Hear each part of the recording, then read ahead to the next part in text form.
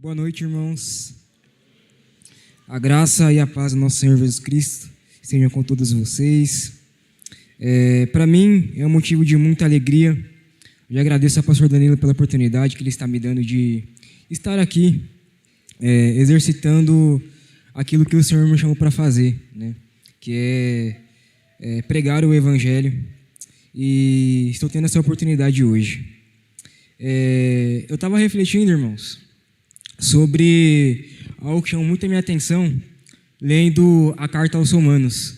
E a Carta aos Romanos, ela é uma carta onde Paulo ele destrincha toda a doutrina do Evangelho, de como a gente deve viver para Cristo. E o capítulo que eu vou ler hoje com vocês é o capítulo 12 de Romanos. Só que antes de ler o capítulo, eu quero trazer uma breve alusão aqui. Eu não sei quantos aqui já leram um livro chamado O Peregrino. Esse livro, ele conta a história de um homem que estava com medo de ir para o inferno. E este homem, ele todos os dias orava, pedindo para que Deus tirasse o fardo dele. Ele tinha um fardo. E esse fardo que ele carregava simbolizava o pecado. Essa é uma história fictícia. E o autor desse livro chama John Bunyan.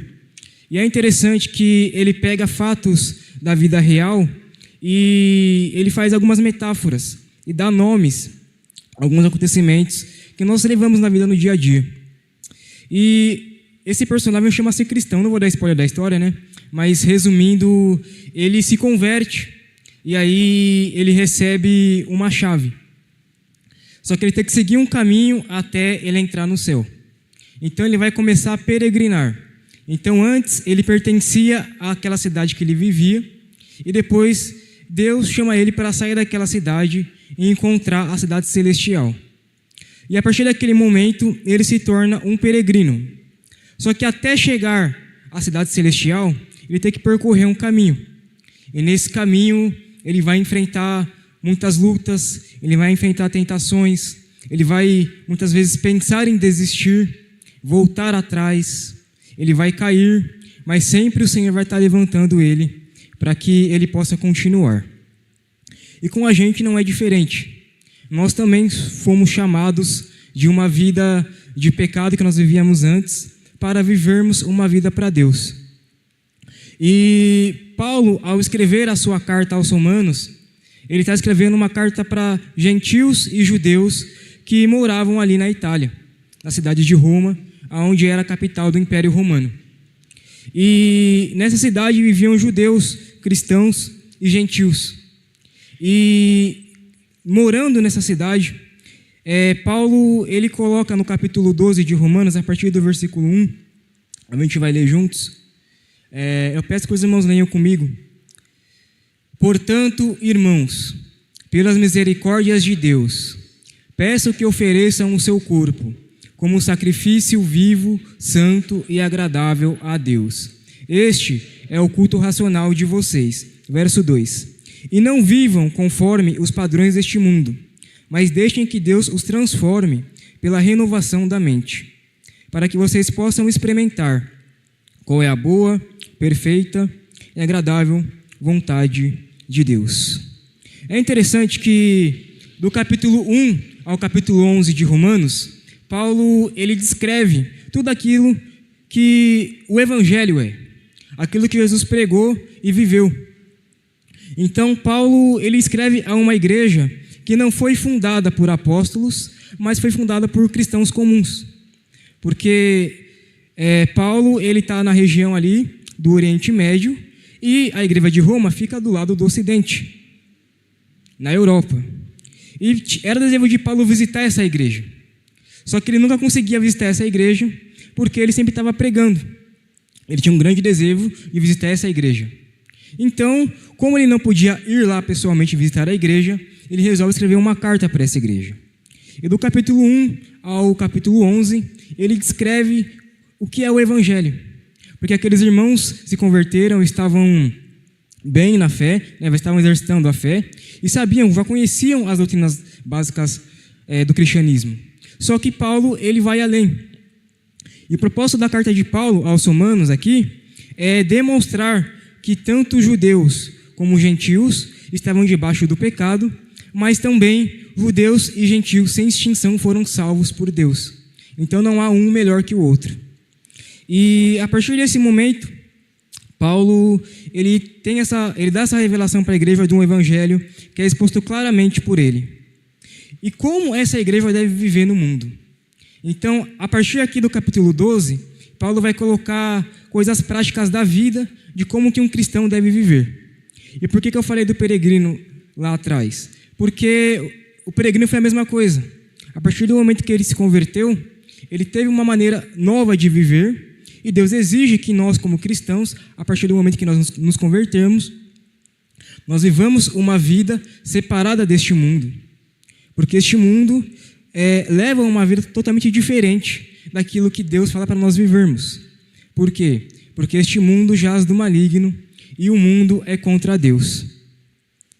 E a partir daqui, do versículo 1, eu quero ver com os irmãos 3 verdades que Deus espera que nós vivamos neste mundo. E a primeira verdade que Paulo menciona aqui no capítulo 1 é que nós honremos a Deus através do nosso corpo. Porque ele diz, portanto, irmãos, pelas misericórdias de Deus, peço que ofereçam o seu corpo como sacrifício vivo. E lá no versículo 32 do capítulo 11, Paulo diz o porquê das misericórdias de Deus. Ele diz assim, no capítulo 11, versículo 32, porque Deus encerrou a todos na desobediência, a fim de mostrar a sua misericórdia para com todos. Então aqui ele está falando de todo o conteúdo que ele falou até aqui, até o capítulo 11, e agora ele vai discorrer de como esses irmãos devem viver. E ele começa a mencionar dizendo, ofereçam os seus corpos como sacrifício vivo e agradável a Deus. E Paulo faz isso, ele fala isso por quê? Porque é algo muito importante para Deus, que nós entreguemos tudo o que nós somos a Ele, não só uma parte. Porque, diferente dos deuses que as pessoas adoram no mundo, Deus, Ele pede que nós o adoremos em espírito e em verdade. E isso com todo o nosso ser, com toda a nossa vida, com todas as áreas da nossa vida. E Paulo, ele enfatiza o corpo como sendo algo muito importante para Deus. E infelizmente, no nosso mundo hoje, no meio da igreja, há 2 extremos, né? Tem aquelas pessoas que fazem tudo para fazer coisas para Deus, ou seja, coisas extras, ou seja, o legalismo, que é onde você tem que se privar muitas vezes de vestir uma roupa, porque você vai para o inferno, você não pode usar um brinco, você não pode fazer nada. Porque senão você não está vivendo de acordo com a vontade de Deus. Só que também tem um outro extremo, que é a questão do liberalismo, onde você pode viver da maneira que você quiser, não há regras, seu corpo, suas regras. E não foi assim que Jesus nos ensinou a viver. Porque Jesus, ele deu o exemplo de como deveríamos viver. E quando Paulo menciona aqui o corpo como sacrifício vivo, Paulo está fazendo uma alusão ao sacrifício do próprio Cristo. Porque no Antigo Testamento, na lei, Deus colocou todo ano uma oferta de um animal para perdão e remissão dos pecados. E através de Cristo, que representava o antigo sacrifício, a partir da nova aliança, agora nós temos um sacrifício perfeito e vicário, que é o de Cristo. E Cristo é o próprio exemplo, por isso que é o sacrifício vivo, porque os animais eram mortos, mas não ressuscitavam. E agora nós temos o Cristo que morreu, só que ele ressuscitou e nunca mais experimentará a morte. Por isso que ele é o sacrifício vivo, e por isso que ele diz que nós devemos ser sacrifícios vivos. Porque nós já nascemos da morte para a vida. E daqui, deste mundo, nós iremos morar com ele para sempre. Então a morte para nós já não é mais uma perda, mas um ganho. Porque a partir do momento que nós morrermos, nós vamos estar com Cristo para sempre. E a ideia de entregar o corpo aqui é basicamente a mesma ideia do casamento. Quando um homem e uma mulher se unem, a palavra diz que eles se tornam um só. E entregar o corpo como sacrifício vivo aqui, e agradável a Deus, é ser um só com Deus, não mais fazendo as minhas vontades, os meus desejos, Porque é assim num casamento. Quando você se casa, você não é mais dono de si, mas o seu corpo pertence à sua mulher. E a mesma coisa somos nós com Deus. Nós temos, e tanto que Jesus faz essa alusão de que nós somos a noiva de Cristo. E Ele é o noivo. Então, nós não vivamos mais para nós, mas para Cristo. E João capítulo 17, Jesus, ele faz uma prece a Deus, onde ele fala: olha, Pai, nós somos um. E assim como nós somos um, espero que eu e a minha igreja sejamos um. Só que para isso há uma maneira de viver. Há um padrão que Deus colocou para nós como cristãos vivermos.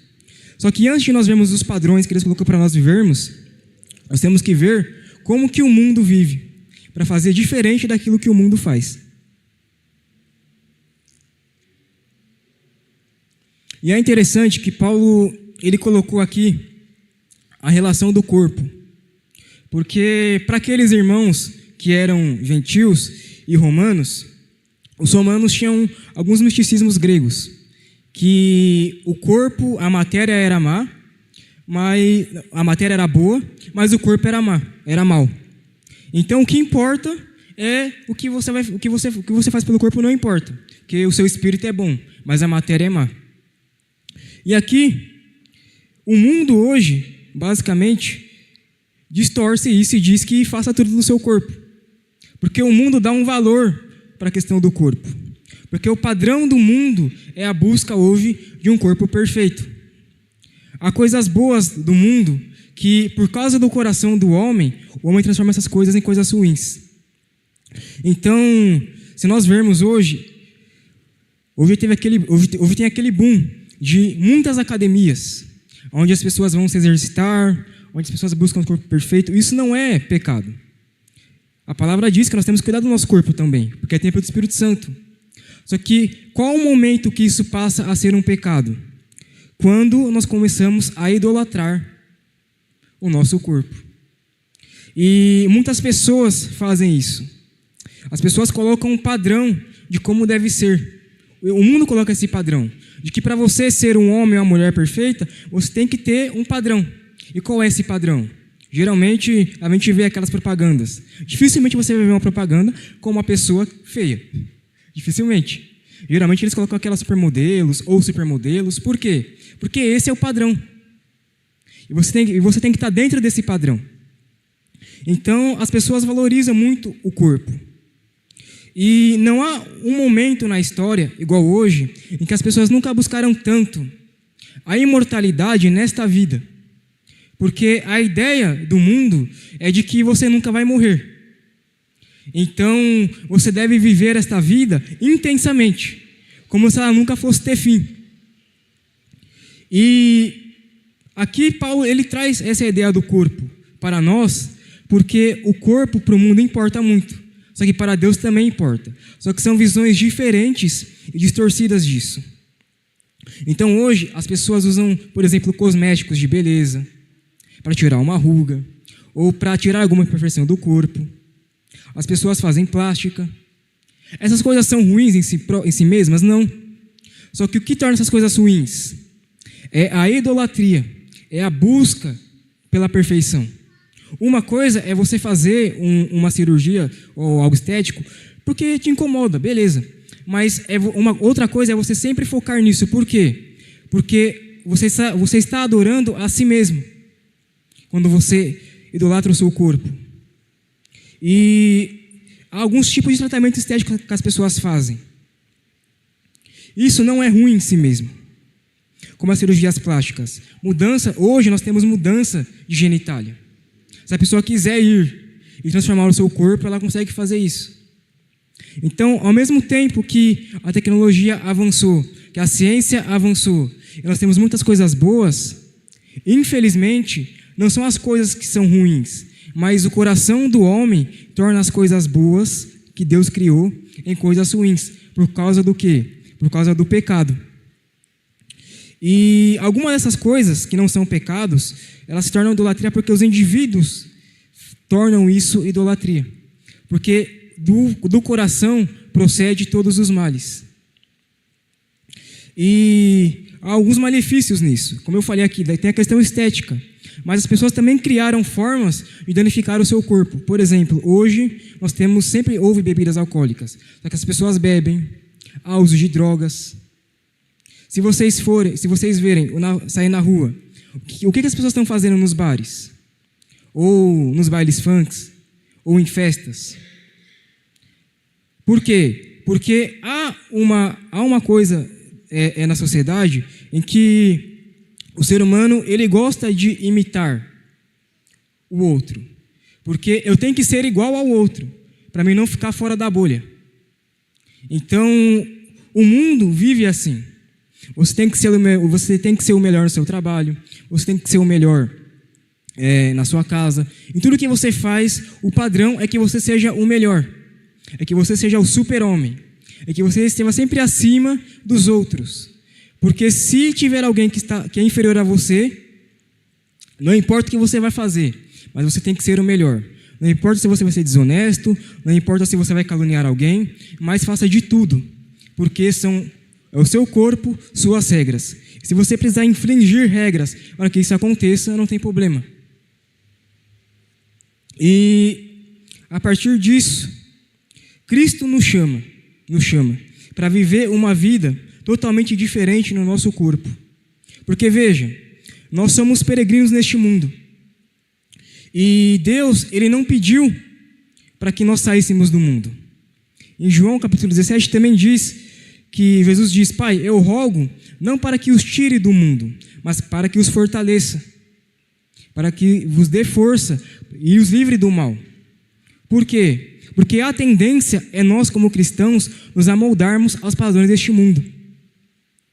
E aí, é interessante que Paulo ele vai descrever depois, aqui no capítulo 1, no capítulo 12, do versículo 1, que há um tipo de culto que é agradável a Deus, que é o sacrifício vivo, santo e agradável a Deus.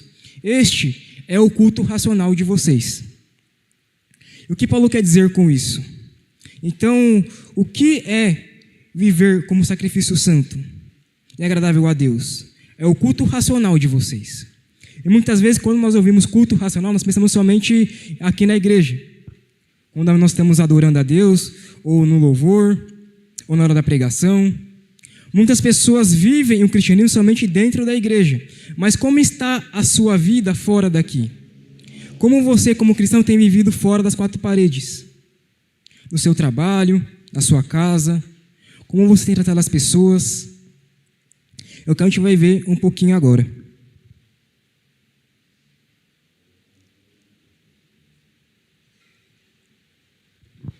Este culto racional, ele inclui sim a comunhão com a igreja. Mas a verdadeira oferta para Deus não é somente aquilo que nós fazemos aqui na igreja, mas a verdadeira oferta a Deus é o mundo vendo em você uma carta viva de Deus, não por aquilo que você diz, mas por aquilo que você vive. Qual foi a última vez que alguém olhou para você e falou: essa pessoa é diferente, essa pessoa tem algo diferente? Eu lembro de uma vez que nós estávamos na sala de EBD. Sofia, eu vou te expor aqui só um pouquinho, tá? E a gente estava tendo uma aula sobre como que nós devemos nos comportar na sociedade, né? Entre os amigos. E a Sofia deu um exemplo de que teve um dia em que ela estava no serviço e alguma amiga dela chegou nela e pediu para fazer algo diferente do comum. Eu não lembro mais o que era, mas de primeiro momento ela pensou em fazer, só que depois ela não fez. Por quê? Porque o Espírito que habita nela, que é o Espírito Santo, falou: olha, isso aí não, se você for por esse caminho, não é certo. Então, é o que Deus quer que nós vivamos. Uma vida diferente do padrão deste mundo. Porque, infelizmente, irmãos, este mundo, ele não tem a mente transformada e renovada.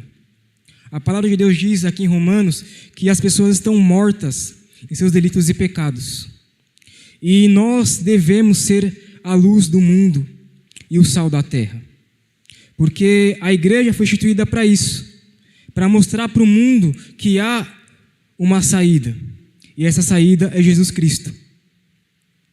E através disso, sendo assim, como que nós vamos usar as coisas boas deste mundo, sabendo que nós não podemos nos amoldar aos padrões deste mundo?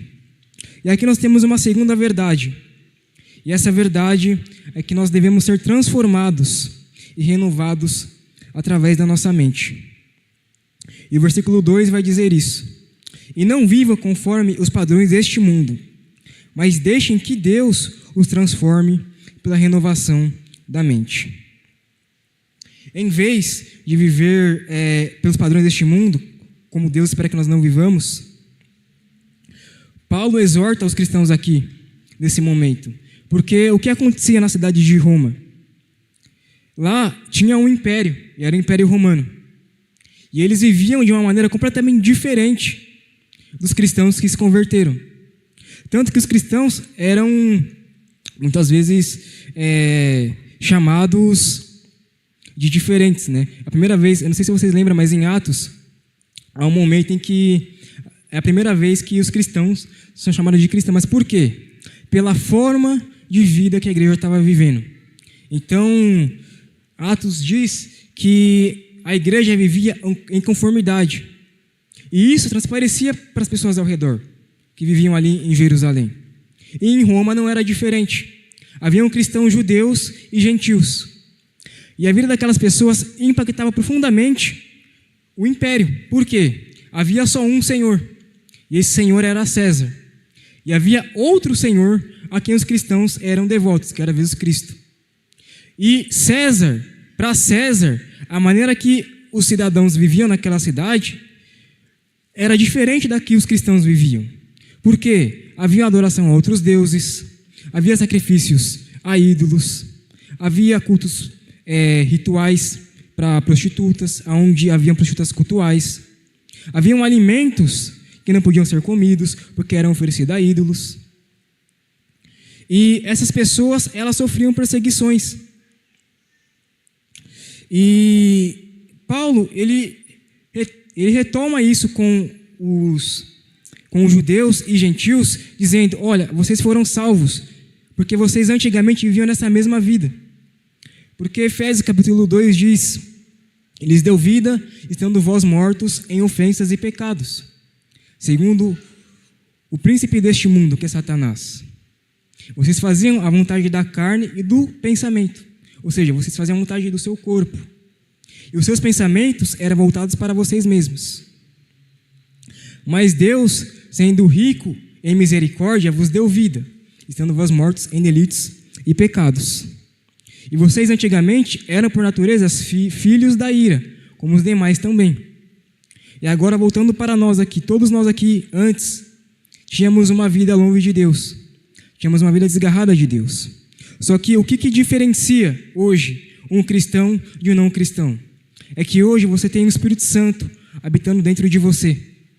Hoje você tem algo que Deus fez através do Espírito Santo e através do amor de Cristo, que foi te dar um novo coração. Deus tirou o coração de pedra e colocou um coração de carne. E Deus fez algo que humanamente era impossível de nós fazermos. Porque quem poderia salvar a si mesmo? Quem poderia dizer que não tem pecado e salvar a si mesmo? E através do amor de Cristo, Cristo fez isso. E agora Ele pede que nós sejamos transformados e renovados através da nossa mente. E como eu disse, Deus, Ele fala o que a gente tem que fazer. Só que muitas vezes nós não fazemos. Por quê? Porque nós gostamos de imitar coisas ou pessoas. E é como uma criança. Quando uma criança ela ganha um brinquedo ou ela está assistindo uma série de heróis, geralmente o que ela quer ser? Ela quer ser igual aquele super-herói. Por quê? Porque ela admira ele. Ou o contrário, muitas crianças querem ser o vilão também. Porque o vilão exerce uma grande influência ali no desenho e ele derrota o inimigo. E, nossa, esse cara aí é... Eu era assim com o Darth Vader. Para quem assiste Star Wars aqui, eu gostava muito do Darth Vader, porque o cara era demais. Ninguém conseguia vencer ele. E eu falava, olha, Darth Vader o cara é forte. Quero ser forte igual a ele. Então, a gente tem exemplos bons, exemplos ruins. Mas nós gostamos de imitar a moda deste mundo. Nós gostamos de imitar o padrão deste mundo, ou seja, para você se adequar e ser igual a este mundo, você tem que amar o dinheiro, você tem que amar o sucesso, você tem que amar a fama. As pessoas têm ídolos. Vocês já notaram isso? Que influencers e ídolos, por exemplo, existem os ídolos do futebol, existem os ídolos da música. Cada área da vida tem um ídolo que as pessoas adoram, idolatram. Na política, eu não vou nem mencionar, né? Porque já deu briga entre crente por causa de política. Ou seja, todos nós somos influenciados por alguém, né? A Ju, que é psicóloga, ela falou uma vez aqui que nós somos parecidos, acho que é com as 5 pessoas que a gente anda, né, Ju? Então, as pessoas mais próximas de você, que você mais anda, são as pessoas mais parecidas com você. Por quê? Porque você tem um gosto pessoal e você gosta de coisas que as outras pessoas também gostam. Então, automaticamente, você vai se envolver com essas pessoas. E dificilmente a gente quer se envolver com algo diferente daquilo que a gente vive. Não é verdade? Então, voltando aqui, o mundo tem um modelo. Só que Deus também tem um modelo e um padrão. Só que o que acontece? O mundo odeia o padrão de Deus. Por quê? Porque a sua carne é inclinada às coisas deste mundo. Tudo que é bom e agradável a Deus é ruim e desagradável ao homem. Por quê? Porque o homem gosta de viver no pecado. Tudo que é bom aos olhos de Deus, aos olhos do homem, é ruim. E o padrão deste mundo não são as coisas externas que o mundo faz. Tudo que nós vemos aí que acontece no mundo, as tragédias, as mortes, suicídio, todas essas coisas é apenas um reflexo do que tem dentro, que é o coração, a essência do coração. E o mundo odeia a essência do coração do cristão, porque a essência do nosso coração não foi colocada por nós mesmos, mas pelo Espírito Santo. Então, a transformação da mente, ela começa através do Espírito Santo. Eu me lembro quando eu me converti, eu era uma pessoa muito mentirosa antes de me converter. Eu mentia muito, assim, mas muito mesmo. Mentia muito. E algo que aconteceu quando eu me converti foi que, do nada, eu parei de mentir. Mas por quê? Porque tem um Espírito agindo em mim. E se não for o Espírito Santo de Deus, eu não posso fazer nada por mim mesmo. Só que também tem um outro oposto. O Espírito age em mim. Mas o que a palavra diz? Não entristeçam o Espírito Santo. E como nós entristecemos o Espírito Santo? Através daquilo que nós fazemos por meio do nosso corpo. E o padrão deste mundo é este, contra Deus. Mas aquele que nasceu da água e do Espírito tem a sua mente transformada. Porque não é a sua mente. Agora você tem um Senhor. E a sua mente é cativa a este Senhor que é Jesus Cristo. E a sua mente tem que ser renovada, primeiramente, pela palavra de Deus. É aqui que nós aprendemos como nós devemos viver. E Paulo, ele fala que o fruto do Espírito é amor, paz, benignidade. E todas essas coisas são boas. Mas o mundo não. O mundo vive diferente disso. O mundo não tem paz. As pessoas buscam neste mundo uma paz que não é a paz de Cristo, que não é a paz que excede todo entendimento. Então, a mente delas não pode ser transformada senão pelo poder e pela ação do Espírito Santo. E agora, sabendo que o mundo odeia a gente, eu quero ver com vocês a terceira verdade, que é a vontade de Deus. Como eu disse, a vontade de Deus é boa, perfeita e agradável, mas o mundo a odeia. Eu vou pedir para colocar João 17, versículo 11. Eu vou pedir para a gente ler junto esse versículo. Esta é uma oração que Jesus faz quando Jesus está orando no Getsemane. E ele ora por sua igreja, ele ora pelos discípulos. Ele vai estar prestes a ser entregue à morte. E ele vai para o Pai. Só que os cristãos, os discípulos, vão ficar neste mundo. Então, vamos ler juntos o que Jesus disse no capítulo 17, 11. Já não estou no mundo, mas eles continuam no mundo. Enquanto eu vou para junto de ti, Pai Santo, guarda-os em teu nome, que me deste, para que eles sejam um, assim como nós somos um. Versículo 14.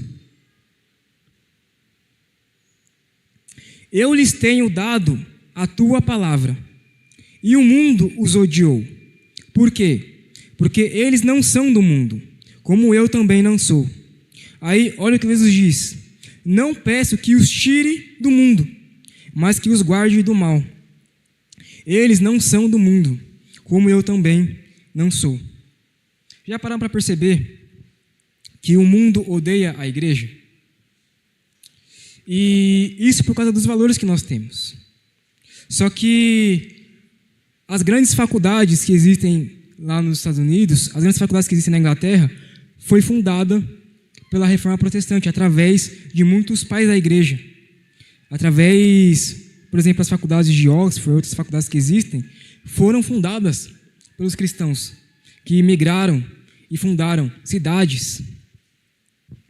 E, pelo que eu me lembro de história, os Estados Unidos começou a ser formado por causa da migração de cristãos que estavam sendo perseguidos e mudaram. E foram morar, descobriram esse continente. Então, o cristianismo tem uma história muito forte e impactante na história da raça humana, até chegar no nosso século. Só que essas coisas não são ditas. Por quê? Porque as pessoas querem calar a igreja. E o mundo odeia a igreja, como também odiou o Senhor da igreja. E Jesus disse: se me odiaram, odiarão vocês também. E se nós lembrarmos, no primeiro século, a igreja foi perseguida. Não porque eles fizeram algo diferente, mas por quem eles eram. E a igreja foi perseguida nas arenas, com leões comendo e esmagando essas pessoas. As pessoas foram perseguidas e mortas ao fio da espada, decapitados, cerrados ao meio, destroçados, queimados com óleo fervente. E isso acontece até hoje. Países onde Jesus Cristo não pode entrar.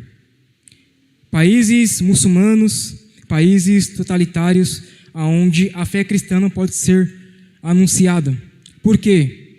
Porque se a fé cristã fosse algo falso, por que eles iriam perseguir a igreja? Eles perseguem a igreja porque existe um Cristo que está vivo. Ele diz que nós seremos perseguidos. Mas por quê? Porque o mundo odeia a igreja. Mas o mundo odeia a igreja. Só que não cabe a nós, como cristãos, julgar o mundo. Cabe a Deus. E qual é a razão de nós não nos amodarmos a este mundo? Será que nós temos que retribuir na mesma moeda que o mundo faz para a gente? De maneira nenhuma. Jesus, ele fez um convite para nós. E nós pregarmos o evangelho a um mundo doente, a um mundo que está à beira do abismo, a pessoas que estão perdidas e muitas vezes buscam soluções em outras coisas que não é o evangelho. E o remédio para este mundo é o evangelho, é Jesus Cristo. Não há outro caminho. E essa é a nossa função como igreja. Que através da transformação da mente, nós não vivamos somente para nós, individualmente, mas como corpo e igreja, nós saiamos para fora para transformar um mundo doente. Pois esse foi o chamado de Deus. Nós somos chamados para ter um relacionamento com Deus, mas também para fazer a diferença neste mundo. E como você faz a diferença para este mundo? Não é somente pregando, mas vivendo uma vida que agrada a Deus. As pessoas verão em você alguém que tem Deus. E muitas vezes essa pessoa pode recorrer a você. Eu me lembro de uma situação em que no meu antigo emprego, em que as pessoas sabiam que eu era cristão. E olha que interessante. As pessoas buscam outros deuses, outras coisas, só que as pessoas conhecem a Deus. Elas têm um conhecimento prévio de Deus. E aí, acredito que todos vocês, vai ter alguém que chegou em você que não é cristão e falou assim: olha, ora por mim, ou pela minha família, que está doente. Mas já se perguntou por que as pessoas fazem isso? Porque elas sabem que o Deus que você serve é poderoso, que o Deus que você serve está acima de qualquer outro Deus que não existe, mas que eles acreditam que existe. Então elas sabem que existe uma solução nesse Deus. E como que nós retribuímos o ódio do mundo? Servindo no mundo da maneira que Jesus ensinou. Lembra daquela passagem que Jesus fala assim: olha, lembre que foi dito para vocês, olho por olho, dente por dente. Mas eu vos digo, se alguém dá um tapa no seu rosto, dê a outra face. Se alguém mandar você caminhar 1 milha, caminhe 2. O que você está fazendo ali? Aquilo ali é na vida cotidiana, aquilo acontecia. Então, o exemplo de um cristão vivendo a vida em todas as áreas fala muito mais do que aquilo que você diz. Então, eu levo você a refletir como você tem vivido a sua vida fora daqui. Como você tem vivido no seu trabalho, na sua casa. Será que as pessoas olham para você e falam: olha, ali está indo um cristão? É alguém que conhece a Deus? Alguém que eu posso recorrer num momento de dificuldade?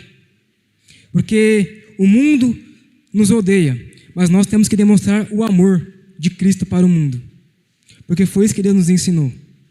Nós devemos odiar o pecado, mas nunca as pessoas. Porque Cristo, ele fez isso. Cristo odiou e levou em si mesmo o pecado. Mas ele andou com pecadores. Ele curou pessoas. Muitas das pessoas que ele curou não eram nem convertidas. Nunca voltaram para ele de novo. Mas ele teve compaixão. Ele teve misericórdia dessas pessoas. E é assim que nós devemos viver neste mundo. Então, a transformação da mente e do corpo é o Espírito Santo quem faz. E como que nós vamos viver através do corpo? Primeiramente, honrando a Deus. E segundo, vivendo para o próximo. Eu esqueci, a gente tem um versículo lá na sala, a gente tem um verbo lá na sala. Ju, me lembra como é que é? Amando... Exatamente. Servir a Deus, servindo as pessoas. Então, esse é o papel da igreja. Esse é o seu papel como uma pessoa, como um indivíduo. Onde você estiver, as pessoas olharem para você e te chamarem de cristão. Porque a sua mente foi renovada. Tem que ser o nosso desejo que mais pessoas venham a Cristo, através da pregação do Evangelho. E eu vou deixar um versículo final, para a gente meditar nele, que é Romanos 12, 21. Em que Paulo, ele diz: não se deixem vencer pelo mal, mas vençam o mal com o bem. Então, é isso que nós temos que fazer, irmãos. Que a nossa vida seja uma carta viva de Deus. Muito mais do que nós dizemos, aquilo que nós somos. De dentro para fora, vai representar quem Cristo é nas nossas vidas. Eu vou chamar nesse momento a pastora Osvaldir para estar orando.